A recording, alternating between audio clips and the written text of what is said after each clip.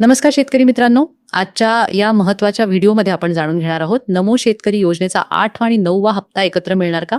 आणि सर्वात महत्त्वाचा प्रश्न, हा हप्ता तुमच्या खात्यात नेमका कधी जमा होणार?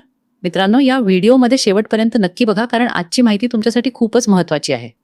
आणि जर तुम्ही आमच्या चॅनलवर नवीन असाल तर चॅनलला सबस्क्राईब करा आणि बेल आयकॉनवर क्लिक करा, कारण अशाच महत्त्वाच्या अपडेट्स आम्ही तुमच्यापर्यंत पोहोचवत राहतो. शेतकरी मित्रांनो, 17 मार्च रोजी नमो शेतकरी योजनेचा GR जारी झाला आहे. या GR मध्ये एक मोठी माहिती समोर आली आहे.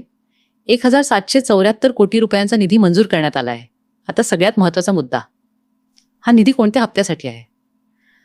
मित्रांनो, या GR मध्ये स्पष्ट नमूद करण्यात आले आहे की हा निधी फक्त नमो शेतकरी योजनेच्या 8व्या हप्त्यासाठी आहे. म्हणजेच ज्यांना वाटत होतं की 8वा आणि 9वा हप्ता एकत्र मिळेल, तर तसं होणार नाही. सध्या फक्त 8वा हप्ताच शेतकऱ्यांच्या खात्यात जमा होणार आहे. मित्रांनो, गेल्या जवळपास 8 महिन्यांपासून नमो शेतकरी योजनेचा हप्ता मिळालेला नाही.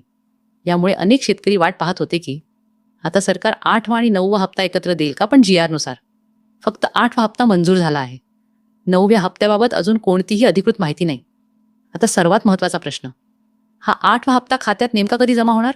तर शेतकरी मित्रांनो, कृषी मंत्र्यांच्या माहितीनुसार 23 मार्च नंतर कधीही तुमच्या खात्यात पैसे जमा होण्यास सुरुवात होऊ शकते.